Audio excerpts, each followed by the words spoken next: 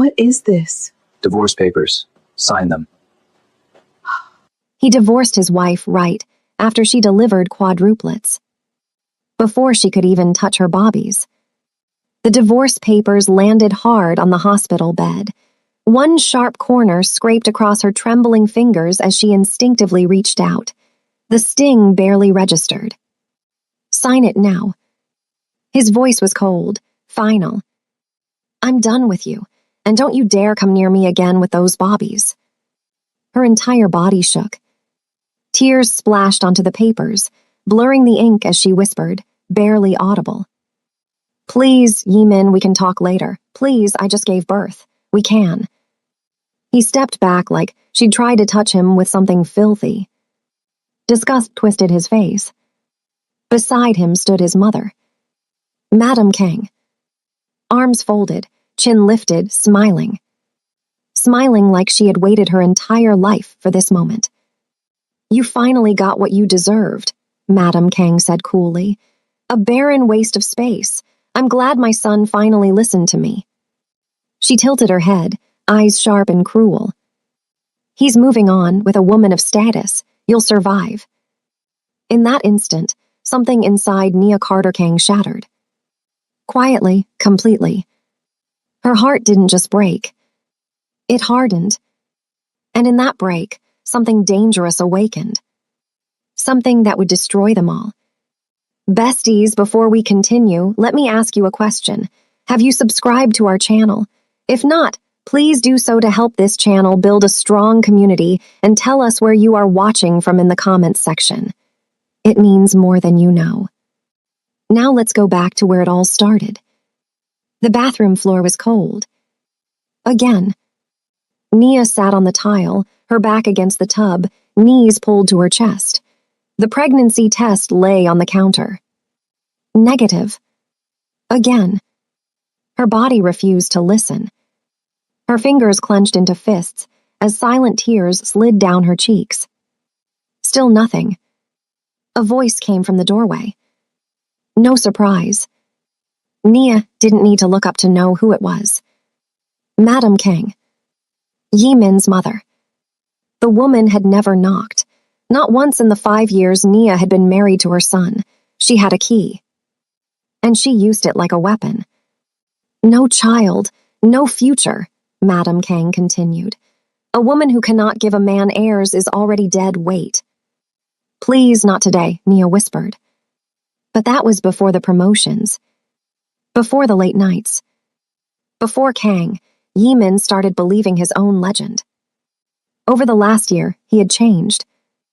The ambitious man who once kissed her forehead before work, who listened to her nursing stories, who ate her food like it was sacred. That man vanished.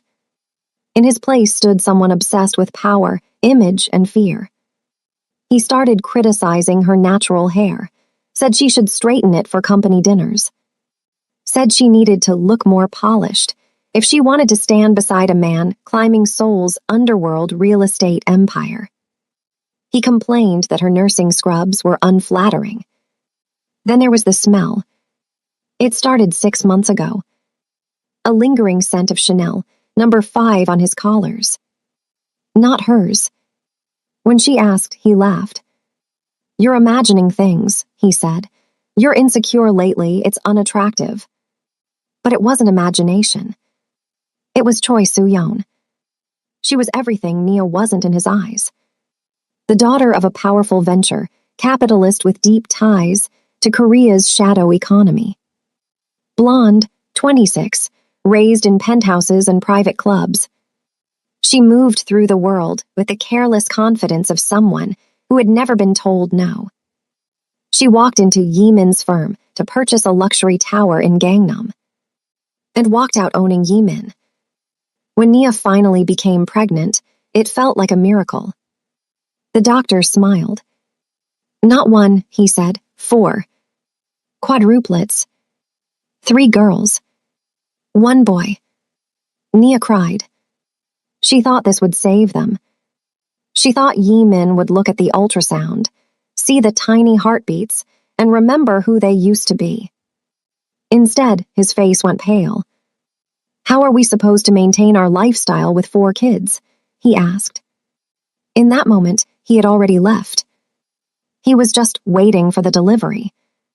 The hospital corridor gleamed under harsh fluorescent lights. Cold, sterile.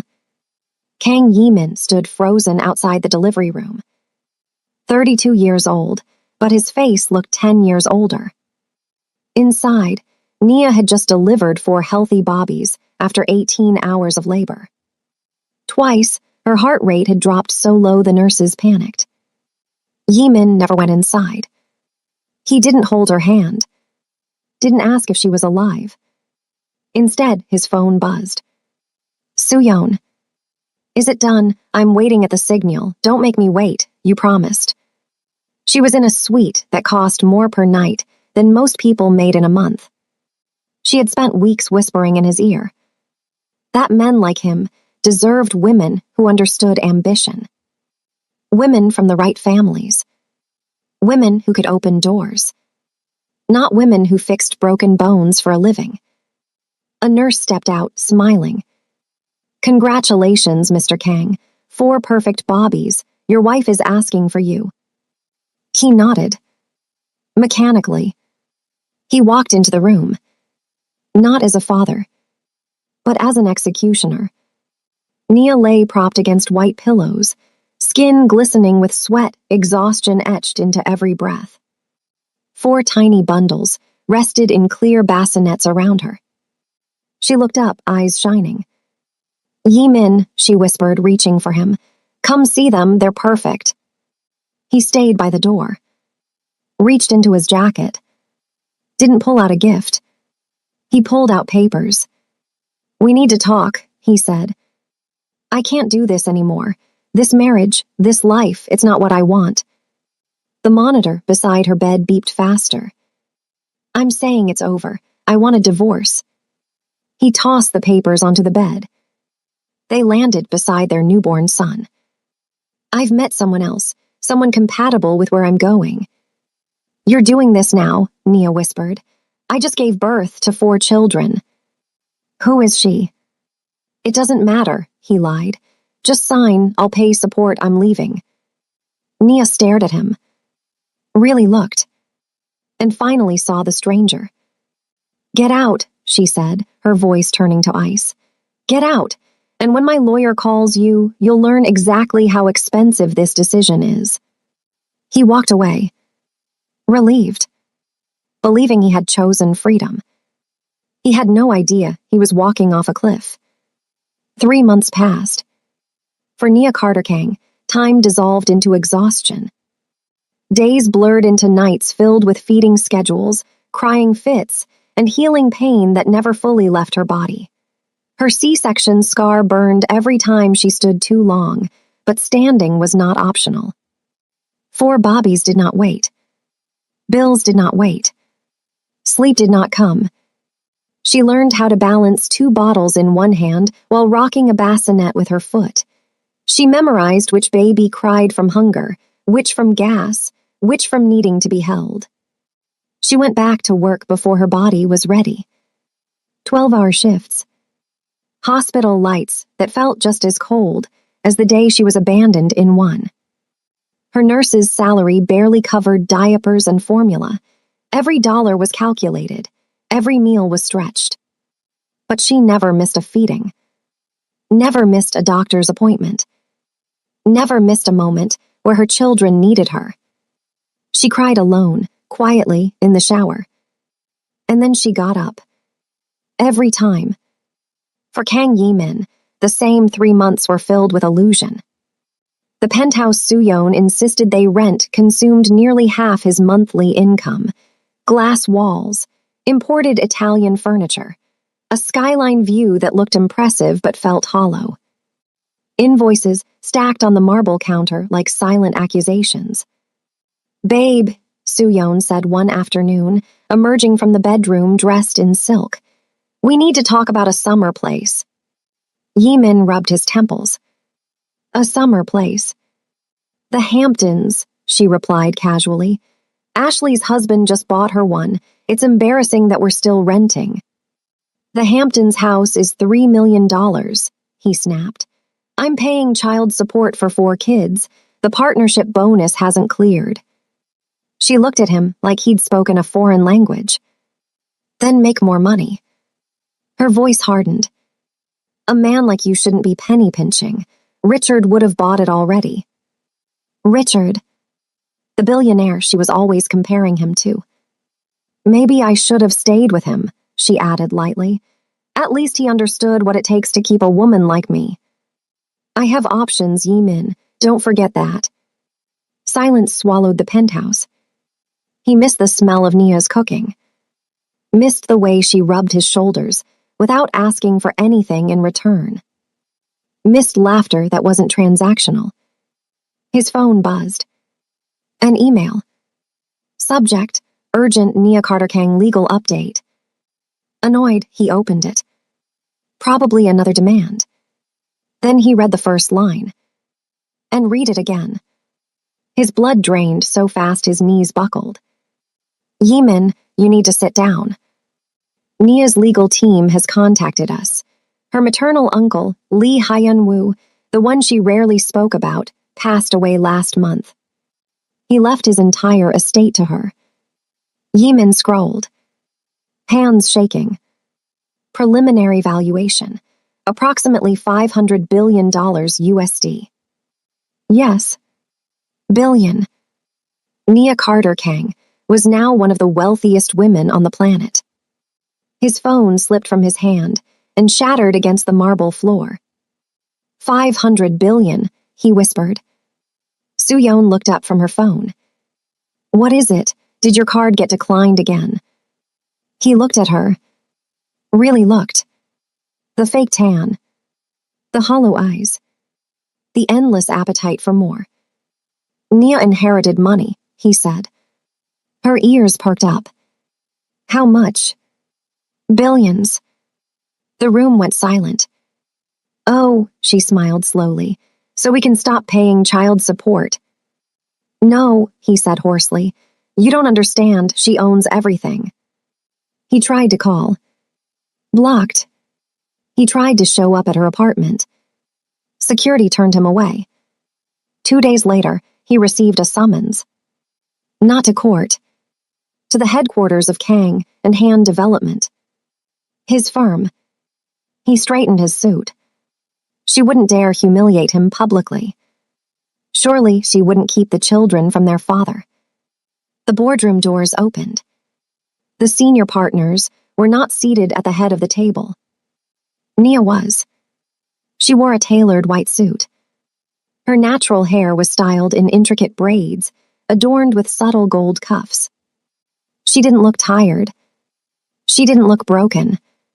She looked untouchable. Beside her sat a team of lawyers, cold-eyed precise. In the corner, holding one of the bobbies, was Gloria, the nurse from the hospital, now clearly a private nanny.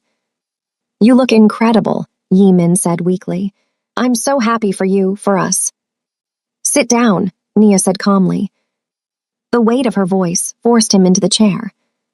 We're here to discuss the terms of the divorce. It's already finalized, he stammered. My lawyers reviewed the evidence, she interrupted. Your affair began 6 months into my pregnancy. In this state, that qualifies as marital fraud. She slid a folder across the table. You get nothing, no alimony. Full custody goes to me due to abandonment and emotional distress. He swallowed. I'm their father. You're allowed supervised visits, she said, once a month. His face cracked. Once a month. I have resources, she smiled slightly. Not kindly. Which brings us to the second agenda item. She stood, walked slowly around the table. You see, she said, my uncle invested heavily in American and Korean commercial real estate. She stopped behind him. I bought this company. The room spun. Mr. Han stared at the floor. I'm the majority shareholder now, Nia continued, and I've decided to restructure. She leaned down, whispered in his ear. the same way Soo-yeon had whispered poison into his life. There's a morality clause in your contract. She straightened. Abandoning a wife and quadruplets is terrible for public image. Security, she said softly. Escort Mr. Kang out. Yeemin stood on the street minutes later, holding a cardboard box, a stapler, a photo of himself before everything collapsed. His phone rang. Soo-yeon. The card was declined at Saks, she snapped. Fix it now or don't come back. He laughed. A broken sound. She owns everything, he said quietly. What? You're done, he continued. I was done the moment I left the hospital. The line went dead. Inside the boardroom, Nia watched him disappear into the crowd. She felt no sadness, only peace. She turned back to her bobbies. Gloria smiled. You did good, Miss Carter. Nia smiled. Life has a funny way of returning the energy you put out. The city swallowed Kang Yeemin whole. People rushed past him on the Seoul sidewalk, eyes glued to phones, briefcases swinging, lives continuing, indifferent to the man who once believed the world would bend for him. He had chased power. He had chased image. He had chased a woman who only loved what he could provide. And now he had nothing.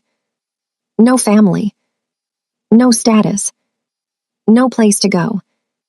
He stood there longer than he meant to, clutching the cardboard box like it was the last proof he existed. A ghost haunting the ruins of his own ambition. Inside the building, high above the street, Nia Carter Kang stood by the window. She watched him shrink into the crowd. She didn't feel triumph. She didn't feel rage. She felt closure. For the first time since the bathroom floor. Since the hospital bed. Since the sound of divorce papers scraping her skin. She had reclaimed herself. She turned away from the glass and walked toward her children. 4 tiny lives who knew nothing of betrayal. Nothing of greed. Only warmth. Only safety. She lifted her son first, holding him against her chest. You're safe, she whispered. Mama's here. The nanny adjusted one of the bassinets.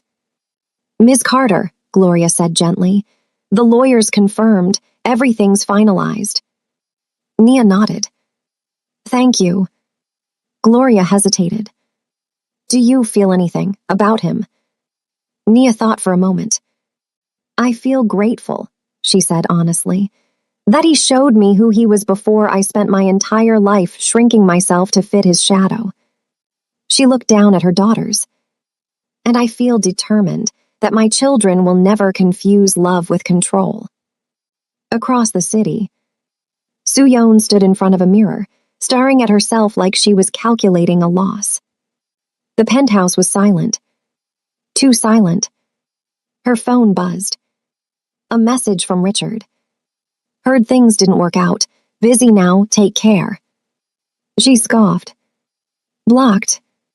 She looked around at the expensive furniture she couldn't afford alone. At the life that required someone else's wallet to exist. And for the first time, the reflection staring back at her didn't look powerful. It looked afraid. Yeemin slept on a friend's couch that night. The kind of friend who let you stay, but didn't ask questions because he didn't want answers. The ceiling fan rattled. He stared into the dark. Every sound reminded him of what he lost. 4 newborns he never held. A woman who loved him before he was worth anything. A home that smelled like warmth instead of money. He remembered the way Nia looked at him the night she told him she was pregnant. Hopeful. Trusting. Believing. His chest tightened. Too late. Weeks passed. Then months. News articles circulated quietly through business circles. Mysterious heiress takes control of major real estate empire. Single mother of quadruplets becomes industry powerhouse. Photos of Nia surfaced. poised, confident, unbothered. She didn't give interviews, didn't explain herself. Her silence spoke louder than any statement ever could. She funded hospitals, expanded maternity wards, created scholarships for nurses, programs for single mothers escaping toxic marriages. Every investment carried intention. Every move carried memory. She didn't destroy recklessly. She built deliberately. One afternoon, during a supervised visit, Yimin finally held one of the bobbies. Awkward. Careful. The child blinked up at him, curious, unafraid. Something cracked inside his chest. "This is your daughter," the supervisor said. He nodded, unable to speak. Nia watched from across the room. She felt no urge to interfere. No need to punish further. Life had already delivered the verdict. Years later, someone would ask Nia if she ever regretted not helping him. She answered calmly, "I didn't crush him. I simply stopped carrying him." She paused. Men who confuse love with entitlement always believe accountability feels like cruelty. She stood one evening on her balcony, city lights glittering below, 4 children laughing behind her. She had not become powerful to seek revenge. She had become powerful to protect peace. She had learned the truth the hard way. The grass isn't greener on the other side. It's greener where you water it. Yimin had let his garden die. And now he lived in the desert he created. So let me ask you, did Kang Yimin deserve total ruin? Or was it too harsh? And if you were in Nia's shoes, with power, wealth, and choice, would you have helped him? Or let karma finish the job? Tell us in the comments. And remember, life has a funny way of returning the energy you put out. Be careful who you step on today. They might be the ones signing your paycheck tomorrow. Thanks for watching. If you believe in karma, love, and accountability, like, subscribe, and share.